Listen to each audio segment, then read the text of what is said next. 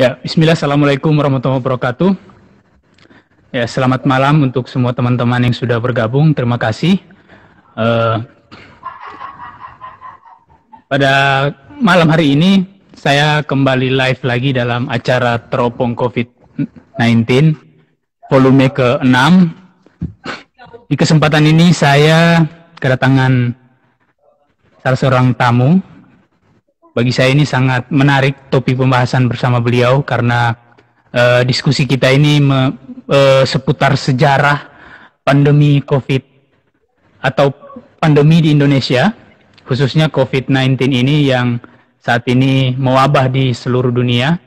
Ini tentunya sangat menarik untuk diangkat sebagai edukasi kita kepada masyarakat terkait dengan peristiwa-peristiwa apa yang pernah terjadi di masa lampau.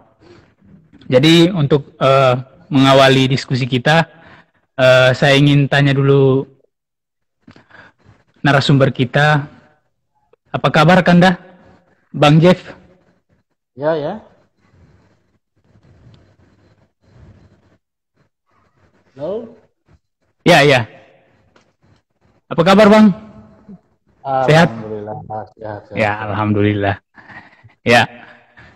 Sekarang lagi di mana ini Kanda? Bang ya. Oh, lagi di ini, apa? Mercusuar? Iya. Oke. Aktivitas setiap hari kalau malam di Mercusuar, Bang? Kalau malam iya di kantor, kalau siang di rumah. Oh iya. Ini sudah ada Bang Rafiq, keren budayawan muda, mantap.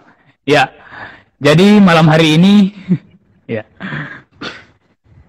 kepada semua teman-teman yang sudah bergabung, malam hari ini saya coba mengangkat tema sejarah pandemi di Indonesia bersama Bang Jeffrianto. Jadi Bang Jeffrey ini perlu saya perkenalkan, beliau adalah salah seorang wartawan di Kota Palu, di salah satu media. Bisa dibilang media ini adalah media yang paling tertua di Sulawesi Tengah, itu Mercusuar. Mungkin bisa diklarifikasi Bang, kalau seandainya keliru. Ya. Mungkin sudah yang paling tua yang masih hidup. Yang paling tua yang masih hidup. Ya, yang paling tua dan masih hidup ya, masih bertahan sampai hari ini. Luar biasa. Jadi selain sebagai seorang wartawan, Bang Jeffrey ini juga salah seorang penggiat di komunitas Historia Sulawesi Tengah. Jadi di mana komunitas ini yang saya ketahui secara pribadi, ketika saya mengetahui komunitas ini, saya sangat tertarik untuk mempelajari atau menilik peristiwa-peristiwa yang mereka muat dalam blog maupun mereka bagikan di Facebook. Apalagi seputar kearsipan berkaitan dengan foto-foto masa lampau. Nah, itu menarik sekali menurutku. Nah, mengapa saya memilih Bang Jeffrey untuk menjadi narasumber kita? Jadi Bang, di sini acara ini Teropong COVID-19 ini narasumber disebut target. Ya, karena kita mengambil filosofi teropong ya. Ya. Jadi Bang Jeffrey ini bisa dibilang juga wartawan yang sudah cukup lama berkecimpung di dunia media, apalagi di Mercusuar. Itu adalah media yang tertua bisa dibilang dan masih bertahan sampai hari ini. Oke Bang, mungkin kita sudah bisa mulai diskusi kita di malam hari ini. Di sini teman-teman juga sudah pada bergabung. Jadi pertanyaan pertama barangkali yang saya ingin gali dari Bang Jeff, karena saya tertarik karena beberapa pekan yang lalu, kalau tidak salah mungkin Bang Jeffrey barangkali yang pernah menulis soal wabah yang pernah terjadi di Kota Palu ya. Itu masih di pemerintahan Hindia Belanda mungkin Bang? Atau sudah Soekarno sudah jadi presiden saat itu atau bagaimana? Kalau wabah sendiri ada beberapa fase, ya. Ada yang masa Hindia Belanda, ada yang sudah pasca kemerdekaan sekitar 60-an. Jadi di masa kita ke Palu dulu barangkali Bang ya, sebelum kita diskusinya ke secara nasional, mungkin pandeminya. Kalau untuk di Kota Palu itu yang data dari KHST yang berkaitan dengan pandemi atau wabah di tahun berapa itu kan? Di tahun berapa itu Bang untuk ininya apa? Peristiwanya itu?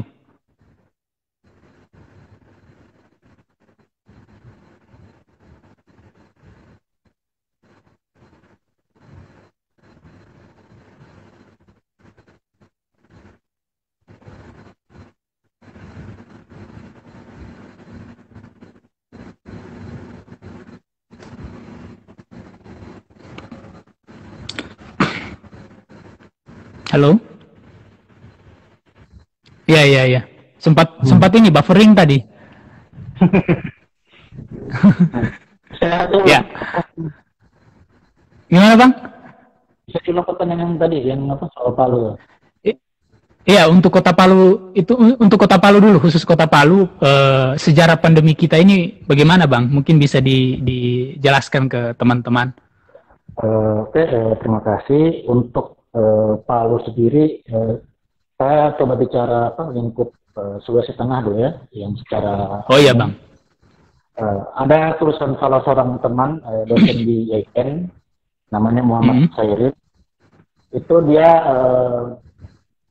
nulis menurut ahli sejarah lingkungan David Henry, itu di Sulsel itu ada beberapa fase wabah. Yang pertama itu awal abad 20 itu wabah kolera 1902 sampai 1903, terus cacar 1908 sampai 1909, kemudian kolera lagi 1916. Nah, kemudian kasus yang cukup booming juga sama seperti corona ini, kasus Spanyol itu selama setahun 1918-19. Juga ada beberapa wabah penyakit lainnya seperti disentery dengan flu Hongkong. Flu Hongkong ini terjadi tahun 19. Flu Hongkong ini kalau sekarang kita bilang itu apa? Chikungunya. Flu Hongkong ya? Iya, seperti chikungunya begitu. Nah, untuk Palu sendiri yang paling mewabah itu yang pertama itu disentri. Itu tahun 1912 disentri ya. 1912 sampai 1915. Kemudian kolera. Kolera ini tahun 2000 tahun 1915. Dan yang paling parah itu wabah flu Spanyol itu 1918-1919. Nah, flu Spanyol. Flu Spanyol. Nah, untuk wabah disentery dan kolera sendiri ini dia memakan korban cukup banyak. Di sini dituliskan wabah disentery sendiri salah seorang bangsawan di Palu itu namanya Pariusi, ayah dari Magau Janggola, wafat. Iya. Tidak dimakamkan di surat kerajaan karena saat itu orang yang menonton mayat digotong saja itu besok paginya kena.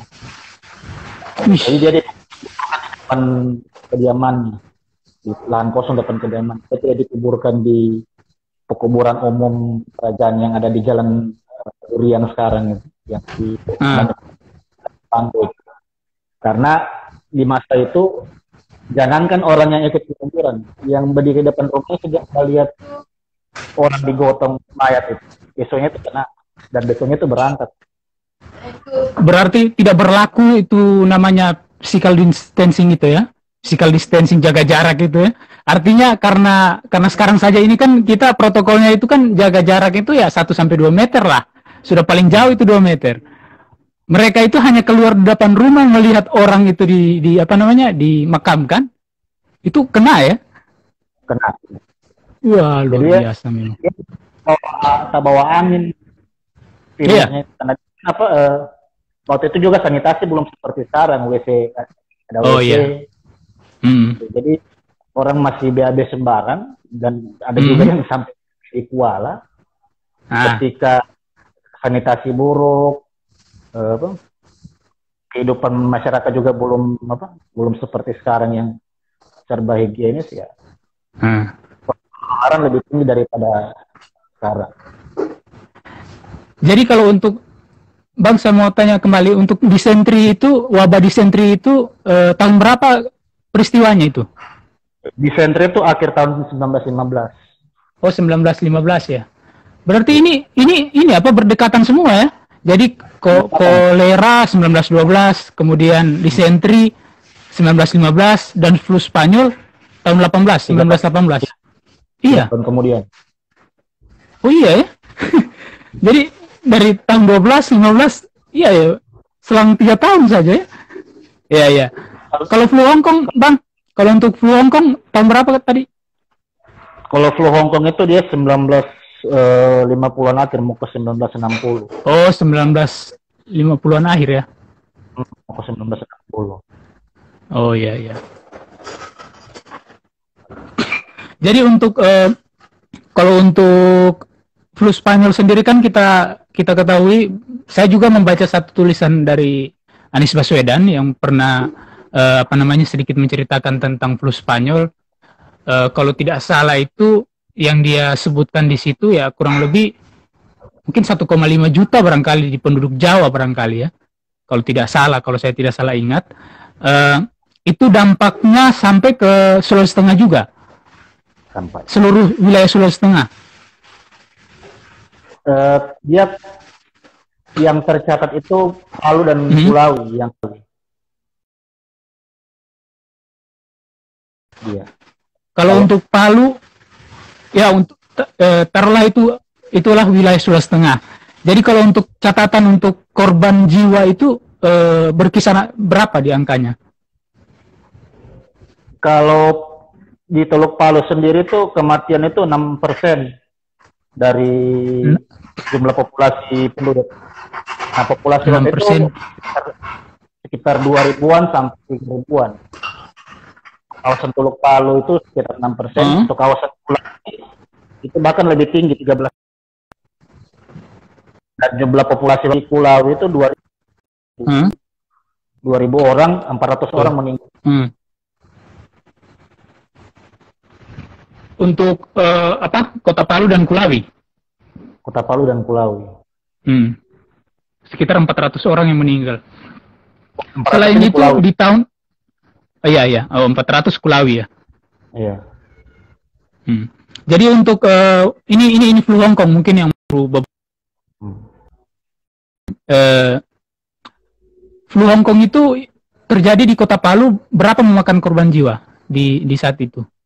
Kalau korban meninggal tidak ada, cuma itu di berita surat kabar Sultan Post, ada di lamannya komunitas Historia, itu disebutkan bahwa banyak yang sebenarnya dia tidak bilang secara langsung itu flu Hongkong, cuma dari gejalanya itu mereka bilang seperti wabah flu Hongkong itu.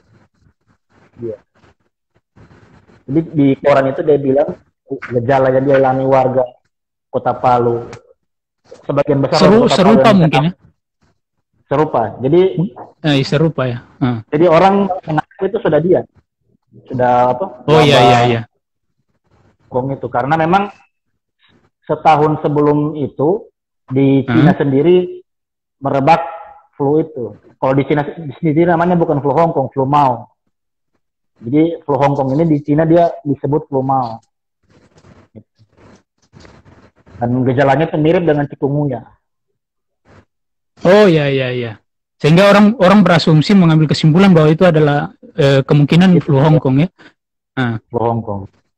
Jadi setelah dari tahun 1960 di wabah flu Hongkong itu, apakah masih ada lagi pandemi barangkali yang terjadi di situ di Sulawesi Tengah atau di Indonesia?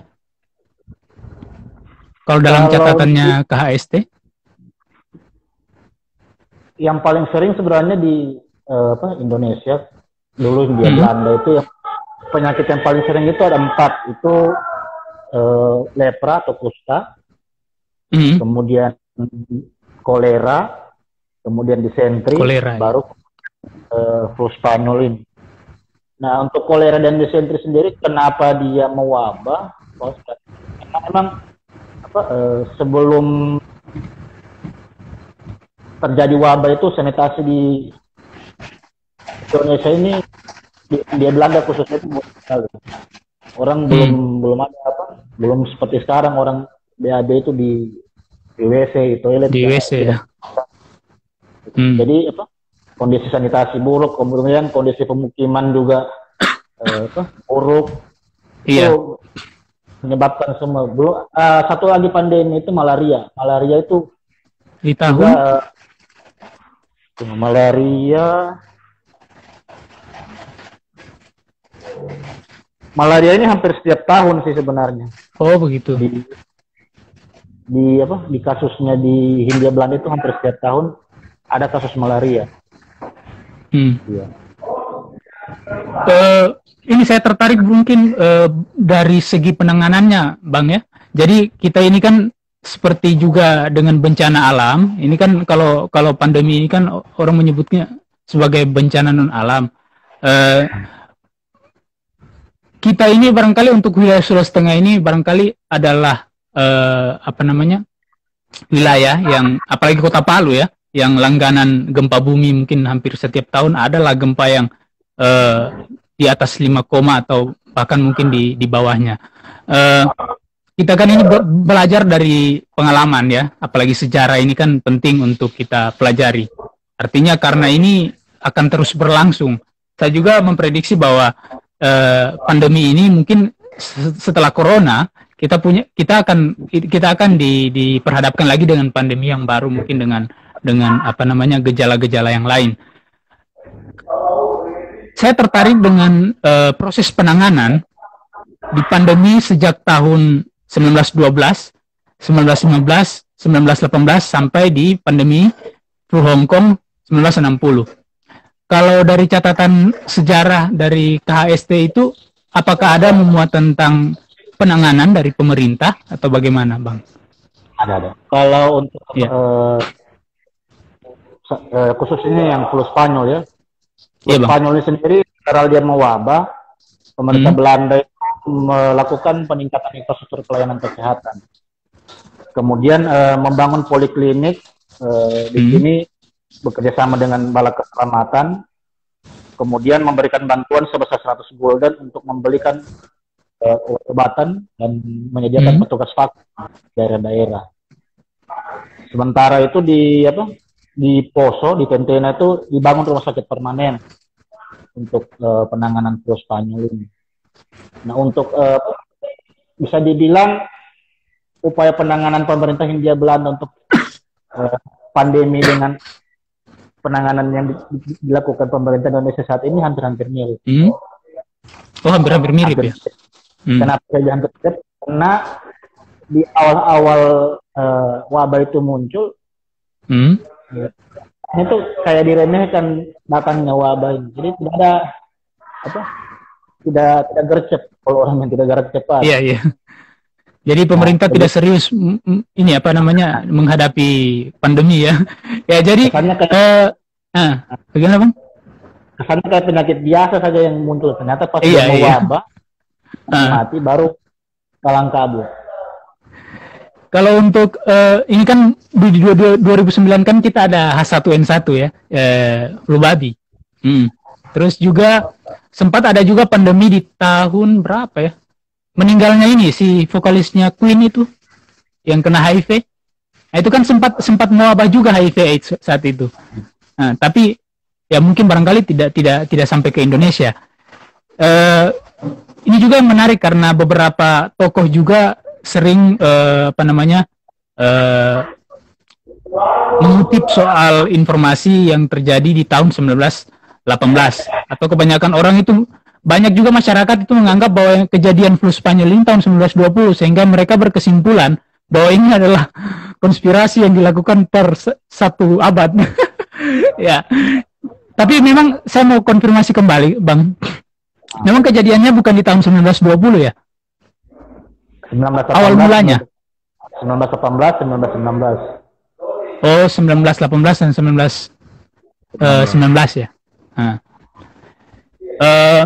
Kalau di tahun 1920 itu ada tidak untuk flu Spanyolnya ini? Sudah fase akhir.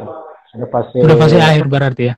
Turun, kurvanya sudah turun, sudah. Oh iya. Fase akhir. Jadi di tahun 1918 awal mulanya dan berakhir di tahun 1920 ya. Sudah melandai mungkin barangkali kurvanya. Tadi kita membahas soal penanganan dari atau strategi penanganan dari pemerintah maupun Hindia Belanda maupun pemerintah Indonesia yang sudah ada di tahun 1960. Dari korban-korban yang meninggal itu, apakah protokolnya itu sama dengan kita saat ini yang dimakamkan satu lahan atau bagaimana, atau mungkin dimakamkan di pemakaman umum barangkali? Kalau untuk protokol sendiri, kenapa sampai banyak korban sampai ribuan, apalagi sampai sepertiga dari jumlah populasi di wilayah itu, karena memang tidak ada protokol sama sekali.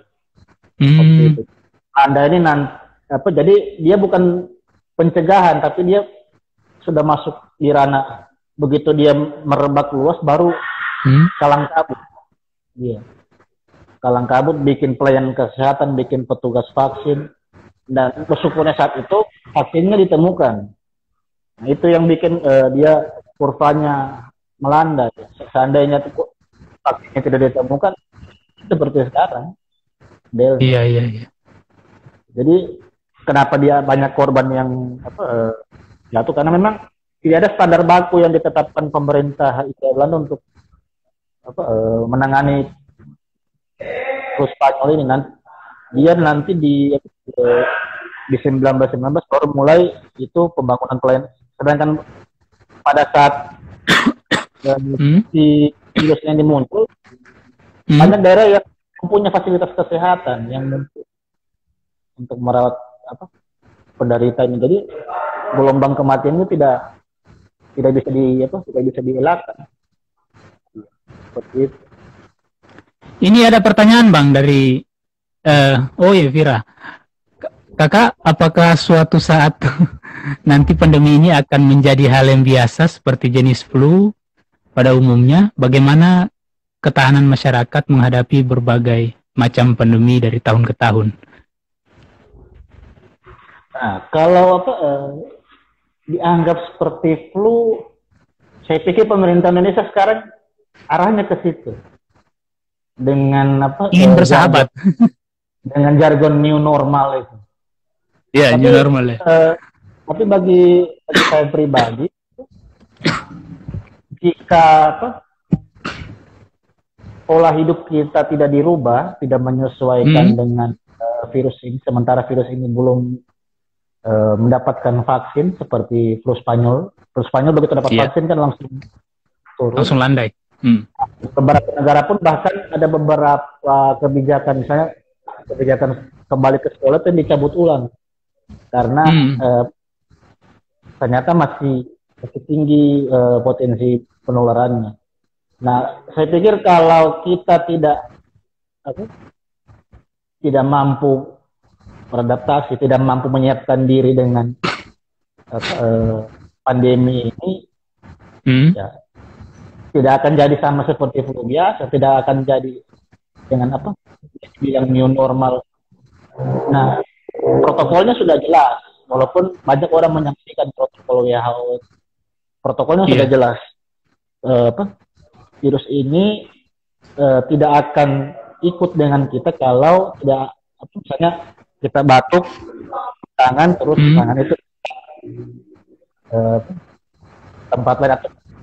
Nah, kalau kita misalnya budaya bersih itu kita terapkan dalam diri, artinya kita tidak menzolimi orang lain, tidak membahayakan orang lain. Walaupun ini flu biasa saja, mana kita tahu itu flu biasa atau tidak. Nah, di agama sendiri pun kan hal yang paling penting itu kebersihan.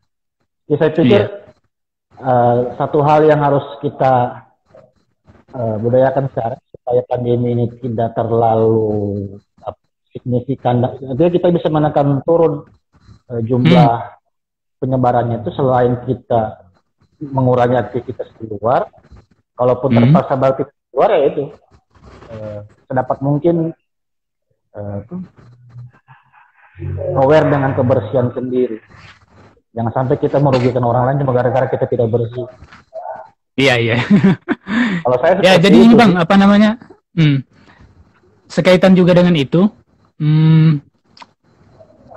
Saya tertarik untuk ini apa namanya?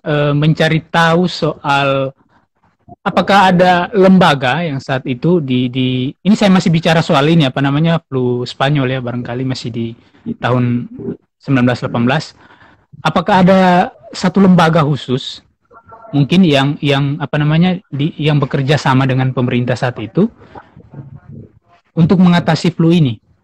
Jadi kita kan ini sekarang kan namanya ya gugus tugas barangkali ya, dibuatkan lembaga khusus untuk atau organisasi yang ini apa namanya mengatasi soal pandemi ini. Ada tidak di saat itu? Kalau untuk flu Spanyol ada. Dia ada. Pemerintah Belanda itu membentuk suatu badan semacam dinas kesehatan, begitulah. Atau kalau di tingkat pusatnya itu semacam Kementerian Kesehatan yang tugasnya itu membuat kebijakan-kebijakan penanganan wabah itu seperti mendirikan pos-pos vaksin, mendirikan pos-pos pelayanan kesehatan. Nah itu kalau mau lihat lebih jauh, teman-teman bisa buka di Facebook, ada nama di situ, nama Raffandoli, itu sejarawan dari Melbourne University. Dia kemarin menulis di Kompas, banyak teman-teman juga yang bagikan kemarin. Judulnya itu belajar dari pandemi flu Spanyol 1918. Itu. Jadi tulisannya itu cukup baik.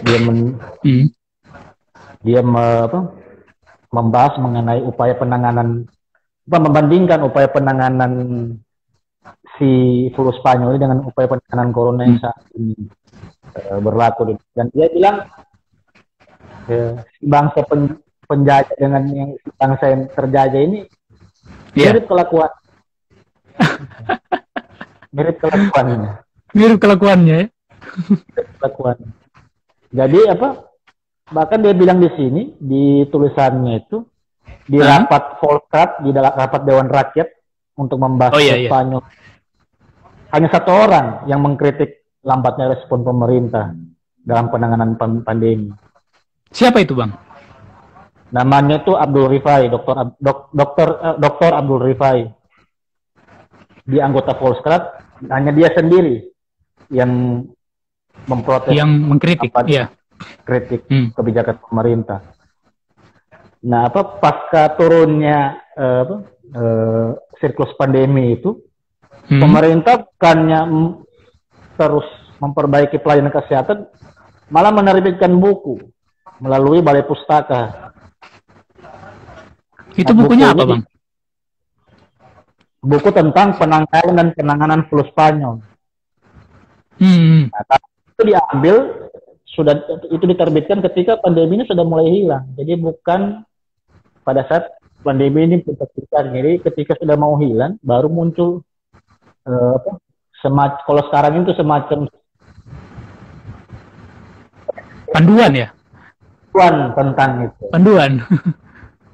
Jadi yang dibentuk itu namanya Influenza Komisi.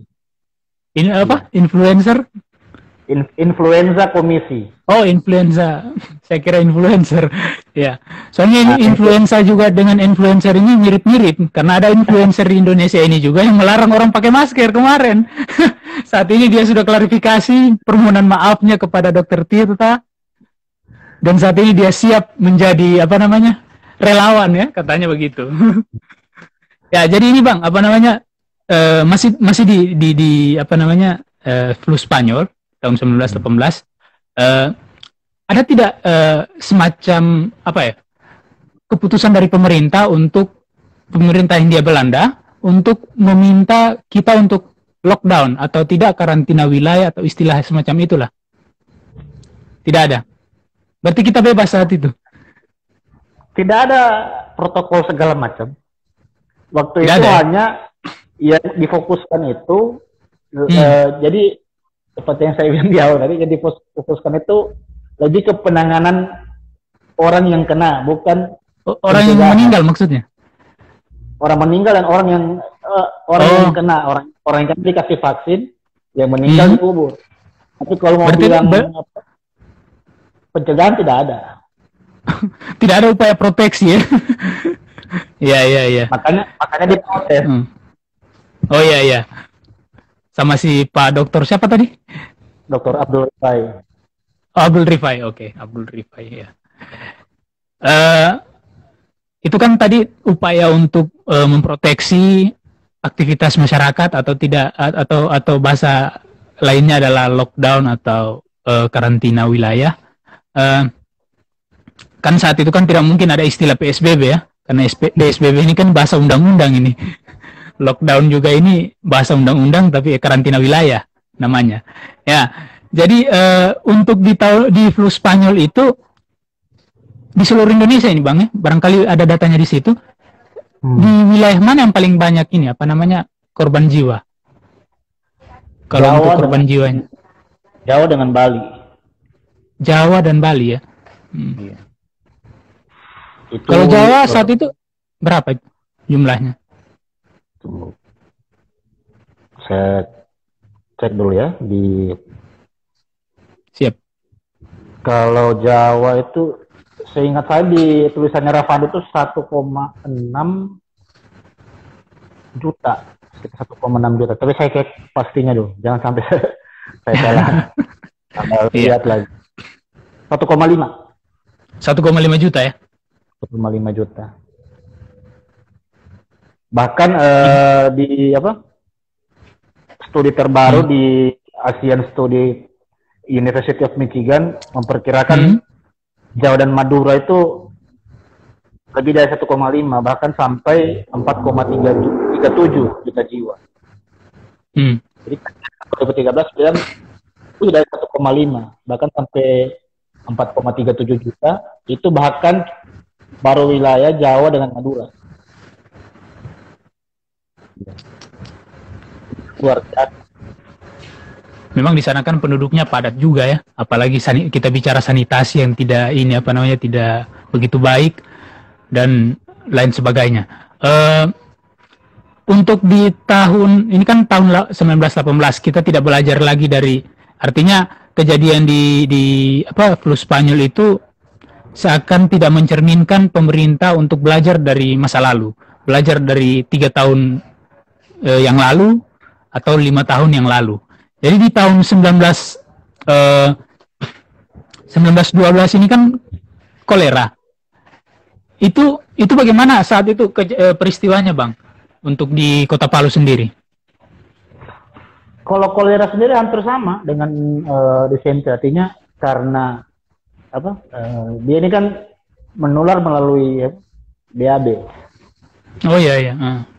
Karena BAB ini orang BAB tidak di tempatnya, tidak seperti sekarang. Iya. Nah, ada yang di sungai, sedangkan orang aktivitas mencuci dan segala macam itu sebagian besar di sungai. Oh iya. Sungai Palu Bang ya? Sungai Palu atau di ada yang mata air yang air mengalir begitu.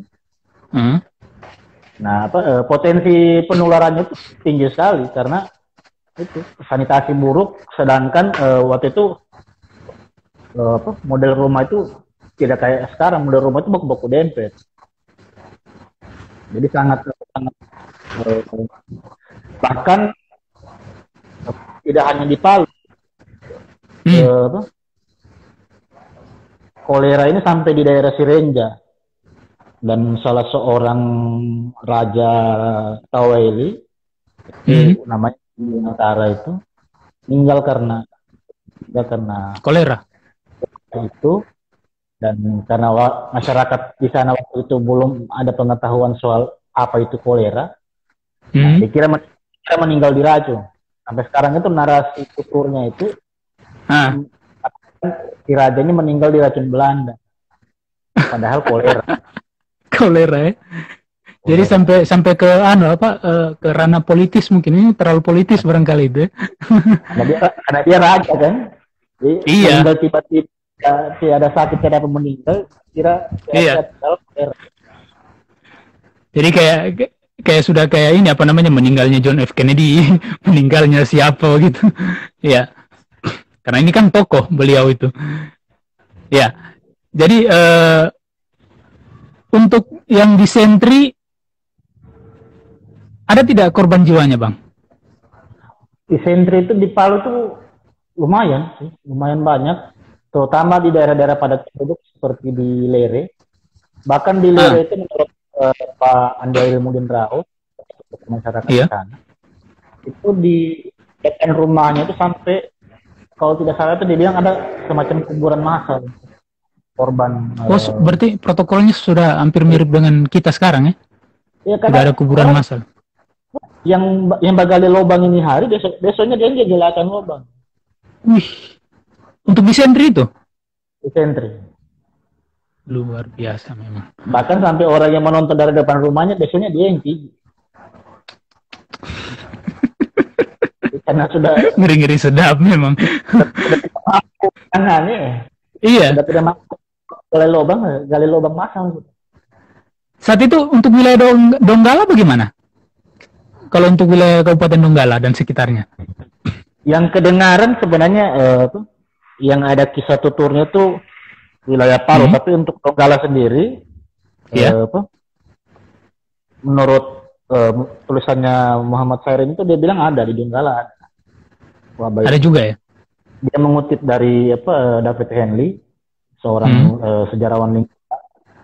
Dia bilang di Sentri ini juga melanda wilayah Palu dan Donggala, sama seperti malaria. Cuma untuk datanya itu tidak dijelaskan secara rinci, cuma di laporan-laporan Belanda itu dijelaskan bahwa di tahun-tahun itu daerah-daerah yang kena itu salah satunya Palu dengan Donggala. Ya, Donggala walaupun itu Banawa dengan Donggala Pantai Barat. Kalau untuk ini Bang, apa namanya, wilayah-wilayah timur Sulawesi semacam Morowali atau Kabupaten Banggai Kepulauan Banggai Laut, itu ada tidak datanya? Kalau untuk Palu daerah kawasan, karena waktu itu kan kawasan sebelah timur ini Morowali, Banggai, itu kan beda wilayah dengan kawasan yang sebelah barat ini, dari Poso sampai di wilayah Palu. Ini yang wilayah Afdelin, ya namanya Afdelin Midan Celebes itu, yang dia cover juga paling itu untuk Pulau Spanyol sendiri itu di wilayah Poso. Di wilayah Poso itu sampai 2.000 korban meninggal tahun 1918. 2.000 jiwa. Untuk yang Sentri ini Bang ya? Bukan, untuk yang Pulau Spanyol. Oh, Pulau Spanyol. Oh iya, oke. Spanyol. Terutama di daerah Napu, Besoa, Lore itu tinggi. Dia sampai 17% angka kematian di situ. Nah, untuk daerah timur ini kita juga belum kaji secara menyeluruh karena dia berbeda aspek kewilayahan dengan yang sebelah barat ini. Beda.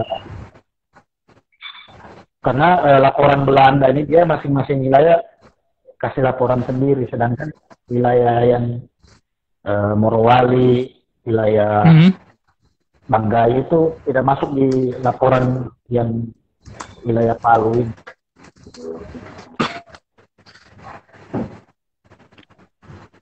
Tapi itu menarik, itu bisa jadi PR bagi teman-teman untuk mencari ke depan. Siapa tahu ada laporan. Iya. Mungkin bisa kasih kisi-kisi Bang, barangkali siapa kira-kira tokoh-tokoh yang pernah menulis soal yang menulis soal wilayah di sana, barangkali yang pernah Bang Jeff pernah temukan, tapi bukan sekaitan dengan ini, bukan berkaitan dengan pandemi. Mungkin hal-hal lain, mungkin yang contohnya kayak yang tadi yang Bang Jeff sampaikan bahwa coba cek penulis ini nama FB-nya siapa, di situ dia menulis soal pandemi, artinya pastikan ada temannya itu.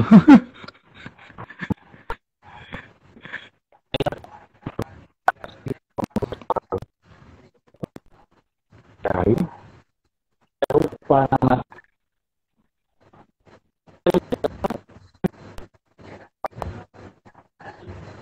Ya hampir sama dengan Patrick Henry. Dia hampir seangkatan dengan Patrick Henry. Dia menulis tentang Menggai. Iya.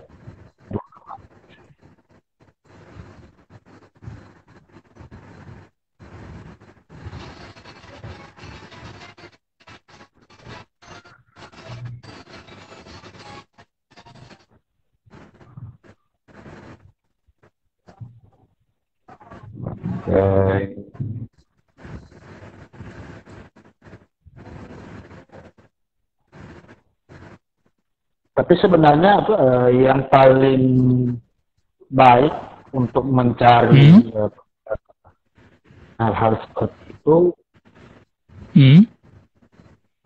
lebih baik mulai tutup misalnya, karena banyak cerita lebih menarik jika digali sejarah tuturnya. Karena di wilayah Palu sendiri kita data Belanda ini cuma jadi patokan saja, jadi patokan tahun dan untuk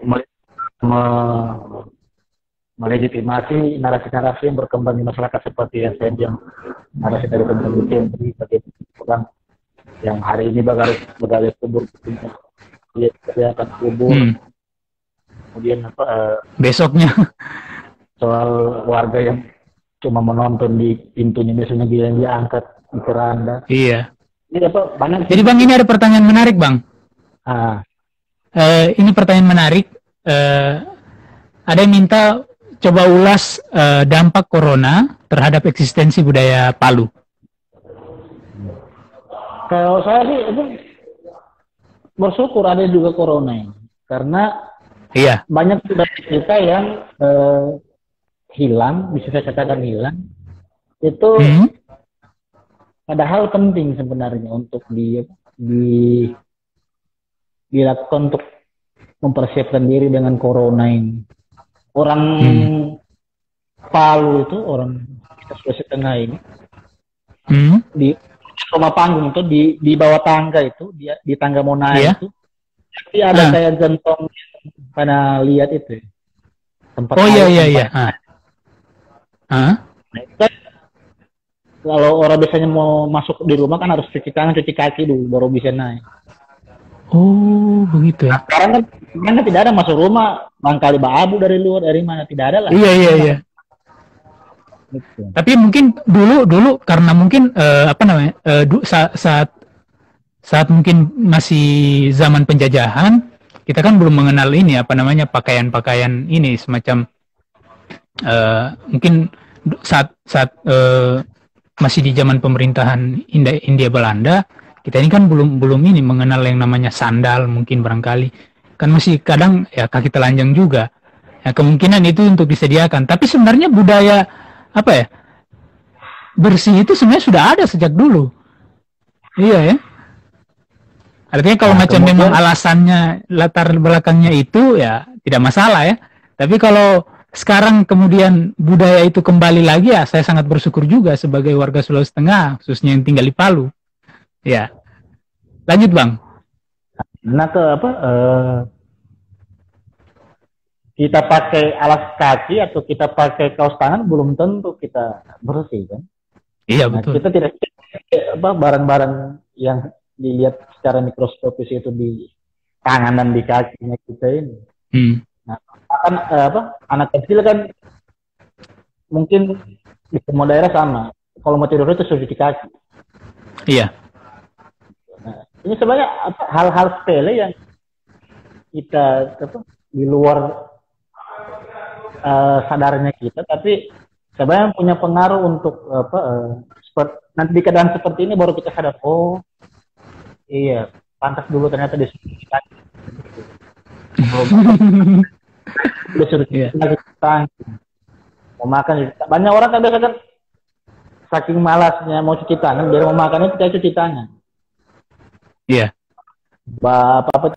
Nah, di Islam sendiri kan ada namanya itu istinja, budaya bersuci. Ini kan sebenarnya kan yang muslim sebenarnya sendiri. Maka makin banyak. Jangankan berwudu, adat masa kasarnya adat cebok saja mungkin kita sudah tahu. Itu soal budaya yang melekat di diri kita soal kebersihan. Kemudian ada hal juga yang menarik perhatian saya kemarin soal ancaman krisis pangan. Nah, kalau pandemi ini sebelum berpotensi cukup lama. Dengan kebijakan kita tidak boleh dalam rumah, atau kita tidak boleh di luar rumah. Kemudian khusus untuk wilayah kita sendiri di Palu dan sekitarnya, terutama di daerah sini banyak lahan-lahan yang kemarin kena banjir, kemudian ada yang belum bisa terairi karena saluran irigasi Gumbasa belum selesai. Nah, walaupun kita punya Bulog sudah mengatakan cadangan makanan kita aman sampai beberapa bulan ke depan, tapi kita tidak bisa menggantungkan diri ke pemerintah soal pemenuhan kebutuhan hidup, karena itu barang ujungnya pasti dibeli. Yang ada di pemerintah, cadangan makanan yang ada di pemerintah itu ujung-ujungnya pasti dibeli. Kalaupun dibagi, prosesnya akan sama dengan bagian bantuan lain. Ada yang kena, ada yang tidak. Berkaitan dengan ancaman krisis pangan ini, kita di Kaili khususnya itu punya budaya yang sekarang itu mulai hilang, itu budaya lumbung. Orang Kaili itu mengenal gampir. Jadi setiap rumah, bahkan setiap kampung itu punya sendiri untuk persediaan pangan menghadapi masa paceklik seperti sekarang. Jadi pacekliknya bukan dalam arti paceklik kemarau, walaupun memang kita menghadapi musim kemarau di depan ini, tapi pacekliknya karena orang-orang yang mengelola sawah ini juga rentan terpapar dan tidak bisa keluar untuk mengolah lahannya, terlepas dari hal-hal lain seperti bencana seperti yang terjadi di sini. Nah, kalau kita tidak merespon hal itu dengan pendekatan budaya, dengan kembali menyiapkan sendiri kebutuhan pangan kita. Kalau orang yang punya halaman kan bisa mulai menanam mulai dari sekarang. Saya lihat sebagian orang itu sudah mulai sadar menanam bisa dimakan di keliling rumahnya, bisa sayur-sayuran, bisa rempah-rempah, bisa dan saya bahkan sekarang lagi cari tumbuhan-tumbuhan hutan di daerah kita ini yang kurang familiar di telinga tapi bisa dimakan. Akhirnya saya akan karena kita tidak tahu apa yang terjadi ke depan. Kita tidak tahu pandemi ini sampai akan berakhir, karena di beberapa kasus belajar dari sejarah, di beberapa kasus lainnya itu pandemi berakhir ketika vaksin ditemukan. Sedangkan kita sampai saat ini belum ada tanda-tanda adanya vaksin untuk menanggulangi virus ini. Nah, kalau kita tidak bersiap dari sekarang, bahkan sampai ada isu kita punya negara ini sudah mau bangkrut, makanya segala macam sudah dibilang. Jadi saya melihat bukan ke isunya, tetapi bagaimana kita pribadi tidak menggantungkan diri untuk soal pangan ini ke pemerintah. Kita harus mandiri secara pangan. Iya. Berkaca ke pengalaman orang tua dulu dengan lumbung itu. Saya pikir itu budaya yang harus kita lihat kembali di masa pandemi ini. Yang pertama itu budaya kebersihan kita. kebersihan diri maupun kebersihan lingkungan. Dan kedua itu budaya tentang bagaimana kita menghadapi kesehatan diri menghadapi pandemi. Karena di masa lalu itu kondisi lingkungan yang tidak sehat juga memicu sebenarnya terjadinya wabah. Nah, itu harus kita lihat, jangan sampai kita ini belajar sejarah tapi tidak benar-benar belajar dari sejarah. Macam sekarang ini. Saya tadi lewat di daerah depan pertokoan itu, saya ngeri sendiri sebenarnya. Iya, luar biasa itu. Saya dari beberapa hari yang lalu itu saya perhatikan teman-teman ini yang upload story di WhatsApp, di Facebook juga, kondisi situasi di ini Palu Grand Mall itu luar biasa masyarakat itu. Kayaknya sampai saya juga bikin status juga merespon soal itu kan. Jadi ini Bang, terkait dengan kejadian yang terjadi di masa lampau ini, khususnya di awal tahun 1912, kemudian 1915 dan 1918 ini mempengaruhi juga mungkin barangkali budaya kita di Sulawesi Tengah, khususnya budaya Kaili. Jadi apakah orang-orang adat saat itu juga langsung merespons juga untuk bagaimana kita membiasakan diri ini begini-begini sehingga itu menjadi budaya di Sulawesi Tengah. Dampaknya itu kira-kira dari pandemi itu apa, Bang? Yang paling signifikan sebenarnya itu pengetahuan kita tentang tumbuh-tumbuhan yang bisa dijadikan obat atau penangkal virus.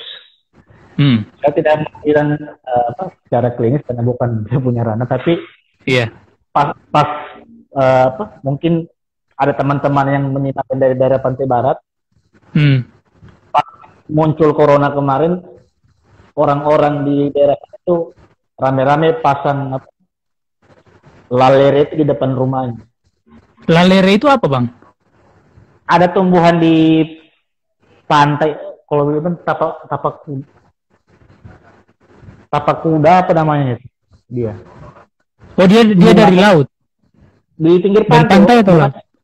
Hanya warna ungu, dia menjalar. Oh, gitu. Di pantai. Jadi itu dipercaya masyarakat bisa penangkal virus. Itu jadi ditaruh depan rumah, anginnya itu yang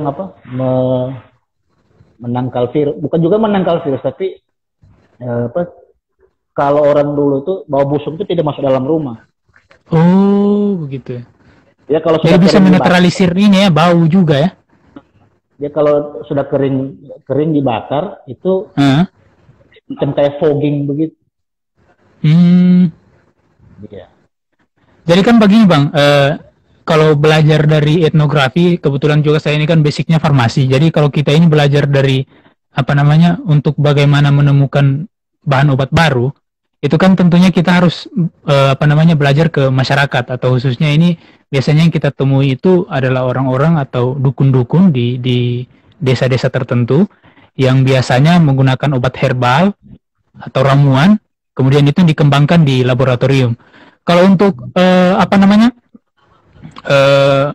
flu Spanyol atau kolera atau disentri atau mungkin juga flu Hongkong, apakah ada kira-kira formulasi begitu dari masyarakat yang memberikan atau menyarankan kepada pemerintah saat itu untuk mengatasi pandemi itu? Kalau itu tidak, cuma karena penyakit-penyakit ini kan di masa lalu diistilahkan itu juaropu. Juaropu itu penyakit yang berat begitu. Jadi cara pencegahan itu tidak mereka ke pemerintah memberitahu, tapi mereka melakukan pencegahan sendiri dengan salah satunya dengan daun dengan bunga lalere. Bunga lalere ya. Di pengetahuan mereka soal tumbuhan-tumbuhan yang punya khasiat pengobatan itu yang mereka pakai. Tapi saya belum menemukan cerita ada ramuan yang diminum saya cuma dapat cerita soal pencegahan dengan ditaruh di depan rumah itu daun. Iya, iya. Ramuan diminum belum, sampai hari ini belum ada saya dapat cerita di daerah-daerah tentang ada ramuan khusus yang diminum supaya kebal. Ada juga ternyata. Bang, terkait dengan tadi kan ada tumbuhan yang dipercaya itu untuk ya kurang lebih bisa menangkal lah untuk virus corona itu. Bukan virus corona ya. Masyarakat percaya itu sebagai penangkal ini, bau dan kemungkinan juga virus.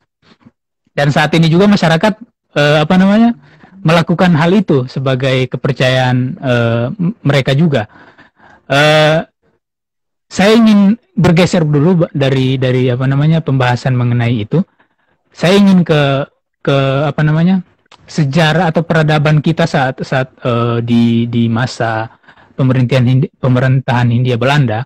Tentunya kita tahu bahwa flu Spanyol itu dia bisa mewabah karena adanya pergerakan manusia. Jadi kan virus ini kan sebenarnya tidak bisa bergerak, hanya karena manusia yang bergerak sehingga dia bisa jadi wabah, bisa bertebaran kemana-mana, sehingga merenggut korban jiwa. Dulu itu pelabuhan kita di zaman Hindia Belanda itu pelabuhan yang di sini Bang, di taman rekreasi masyarakat ya, pusat rekreasi masyarakat situ ya, di Talise. Di Limbo Talise.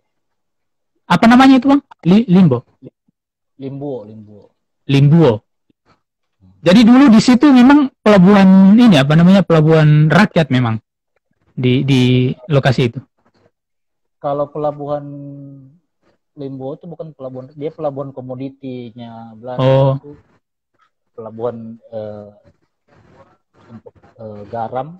Di situ kan ada garam dengan kelapa. Kalau pelabuhan rakyatnya justru di Besusu. Besusu ya? Masih ada bekasnya? Bekasnya itu dulu ada mercusuar di belakang Hotel Pulau Golden. Oh iya. Bayangkan mercusuar seperti yang beton. Lokasinya itu jadi ada 2 lokasi, ada yang masuk di Muara. Sekarang di lokasi dekat tempat ada juga yang di pantai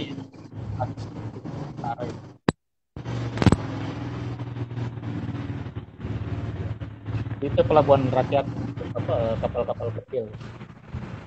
Oh iya. Jadi dulu mungkin transmisi dari orang-orang dulu itu memang padat di situ ya. Kalau untuk di pelabuhan yang di Lambuo, artinya di situ kedatangan orang dari mungkin dari Pulau Jawa atau Kalimantan dan lain sebagainya, sehingga ini membawa virus itu. Kondisinya situasinya saat itu bagaimana Bang? Kalau dalam data sejarah? Kalau virus ini sendiri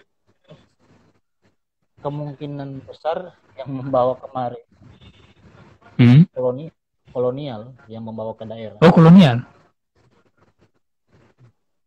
Yang membawa ke daerah itu orang-orang pemerintahan Belanda yang datang ke daerah. Kalau untuk transmisi sendiri, flu Hongkong ini beda cara penularan dengan flu Hongkong. Flu Spanyol itu cara penularan corona nanti dipegang baru dia kan. Kalau yang ini lewat udara dia. Yang flu Spanyol lewat udara ya. Jadi saya sama kayak orang menular. Iya. Itu yang bikin korbannya itu agak menular lewat udara. Beda dengan yang sekarang ini, nanti kita batuk, kita bersin, atau kita pegang tempat yang sudah dipegang, habis dipegang dipegang orang yang kena, baru kita Hmm. kena. Gitu. Jadi kalau transmisinya sendiri dia lihat pernapasan. Kalau yang ini langsung seperti orang flu pada umumnya. Hmm. Kalau Ya mungkin terakhir Bang barangkali karena tadi saya cuma minta kurang lebih 15 menit sebelum kita closing, terakhir pertanyaannya mengenai flu Spanyol ini. Jadi untuk data-data yang diperoleh dari KHST ini itu sumbernya itu dari mana saja mungkin yang apa namanya Bang Jeff dan kawan-kawan peroleh? untuk sumber sendiri yang pertama itu sumber lisan. Ada beberapa orang tua di sini yang masih dapat cerita dari orang tuanya tentang apa itu. Kemudian yang kedua laporan Belanda. Jadi Belanda ini setiap tahun, setiap bulan bahkan menerbitkan laporan tentang keadaan wilayah.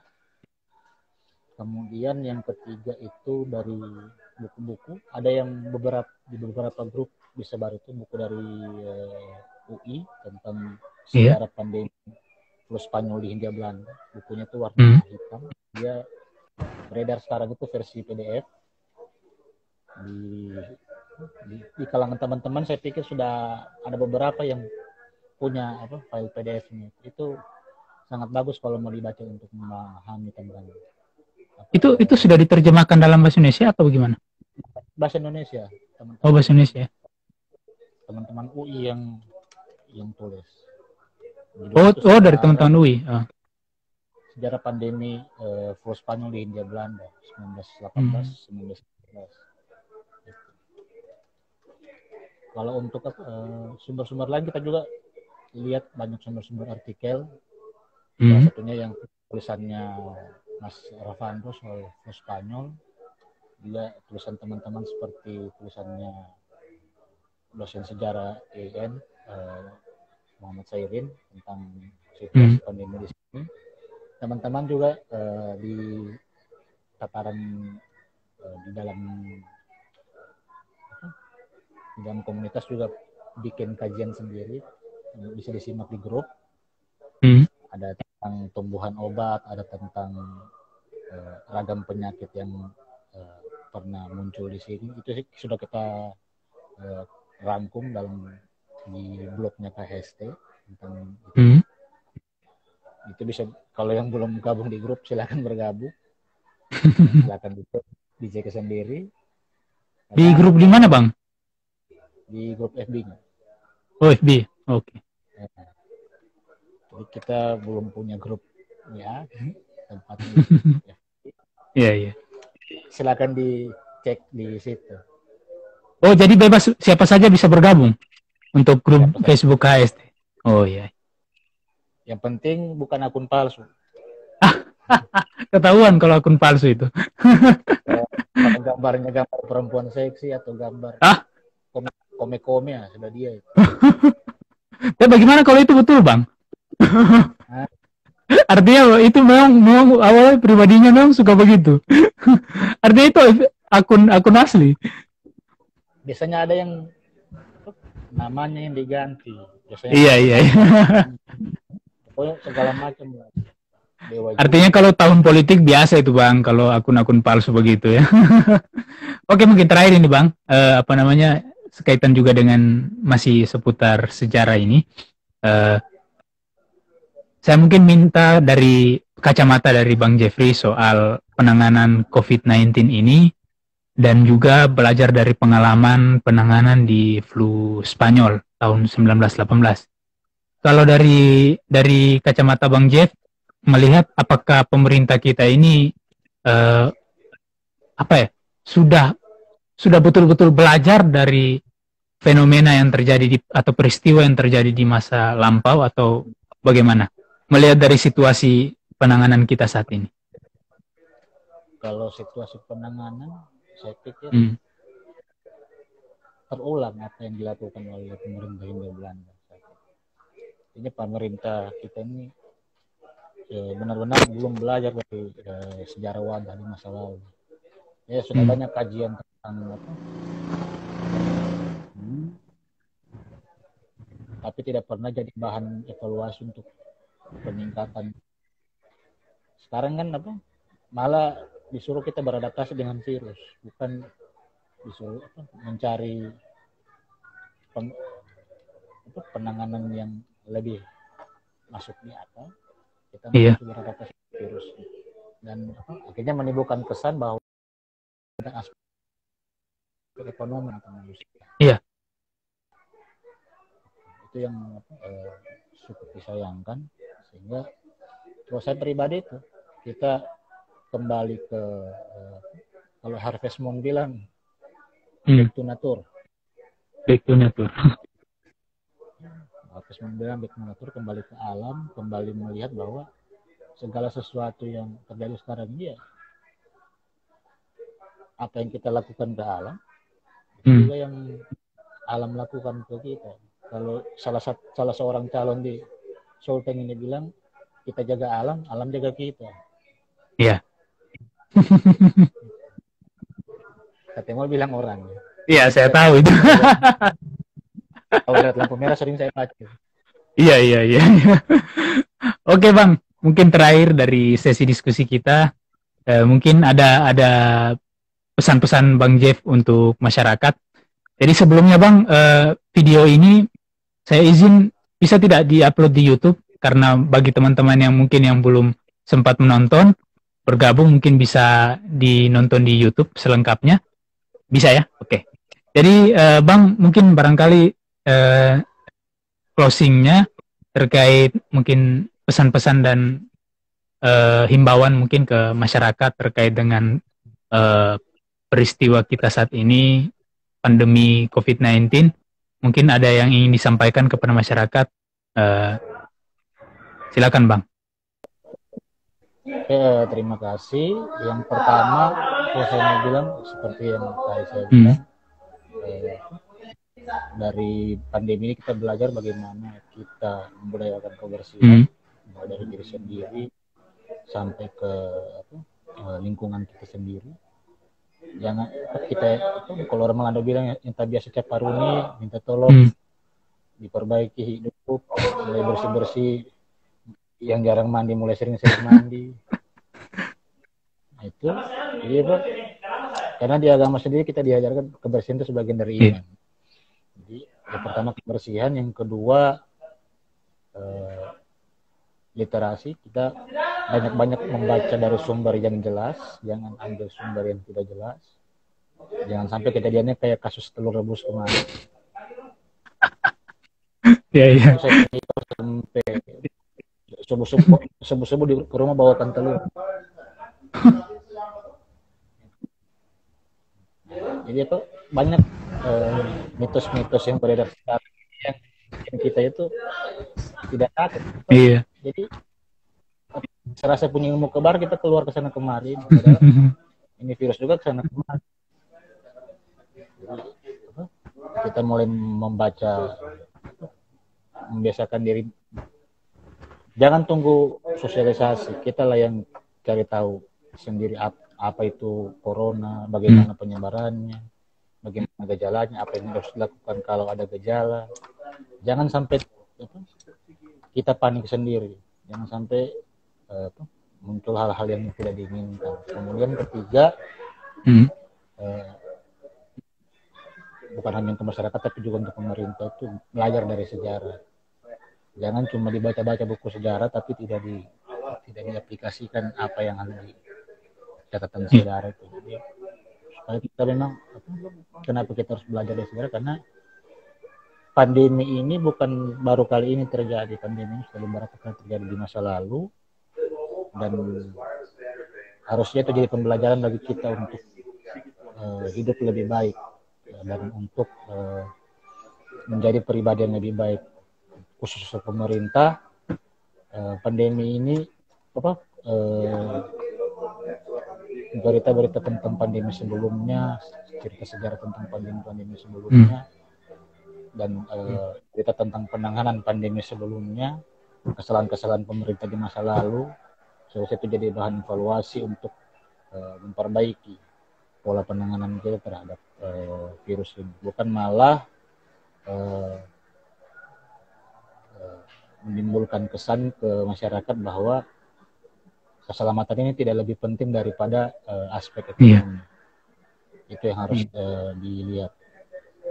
Saya jujur kemarin juga agak sedikit tersentil soal ada satu tema di spanduk itu, satu kegiatan beberapa hari lalu. Saya sebenarnya tidak mau bahas, cuma melalui kita corona, kita cegah penyebaran virus corona. Nah, itu artinya yang paling penting sebenarnya kita harus lebih disiplin dengan diri sendiri, dengan masyarakat, pemerintah juga. Kalau sudah aturannya tidak bisa, jangan dikasih kebijakan lain. Tidak bisa pulang kampung, bikin lagi, tidak bisa mudik. Ini tidak bisa buka bandara, dibuka lagi bandara. Jadi masyarakat sendiri saya juga sebagai masyarakat capek sebenarnya. Ini kesana kemari. Pertama dibilang boleh, tidak boleh. Iya. Pusingnya sendiri juga gitu. Jadi pemerintah yang disiplin, masyarakat tidak disiplin. Karena kalau pemerintahnya saja tidak disiplin, tidak konsisten dengan kebijakannya, bagaimana kita yang jadi masyarakat ini mau konsisten? Iya. Jadi itu disiplin, menjaga kebersihan, menjaga diri dari kabar-kabar hoax, kabar-kabar yang tidak jelas kebenarannya. Dan ketiga, belajar dari yang paling terakhir, belajar dari sejarah. Jangan sekedar belajar dari sejarah, jangan sekedar belajar sejarah. Iya. Belajar dari sejarah, jangan sekadar belajar sejarah. Luar biasa closing yang ini. Ya, jadi luar biasa narasumber kita ini sudah memberikan sedikit informasi kepada kita sekaitan dengan sejarah pandemi, dan tentunya ini sangat bermanfaat untuk kita. Sebenarnya waktu yang 1 jam ini menurut saya masih sangat kurang, karena saya butuh banyak sekali informasi dan butuh banyak waktu untuk membahas itu. Tapi karena mungkin Bang Jeff juga saat ini sedang sibuk juga di kantor di mercusuar. Saya tidak ingin, jangan sampai dengan kegiatan ini bisa mengganggu atau merusak agenda-agenda penting, sehingga saya berterima kasih telah menyediakan waktu untuk berbagi kepada saya dan teman-teman semua yang di Instagram terkait dengan sejarah pandemi di Indonesia. Sekali lagi terima kasih Bang Jeffrey sudah mengisi Teropong COVID-19 di episode atau volume ke-6 ini. Semoga dengan kegiatan semacam ini kita bisa sama-sama mengedukasi masyarakat sekaitan dengan bahayanya pandemi COVID-19 ini. Saya akhiri. Ilahi taufiq wal hidayah. Wassalamualaikum warahmatullahi wabarakatuh. Thank you, Bang.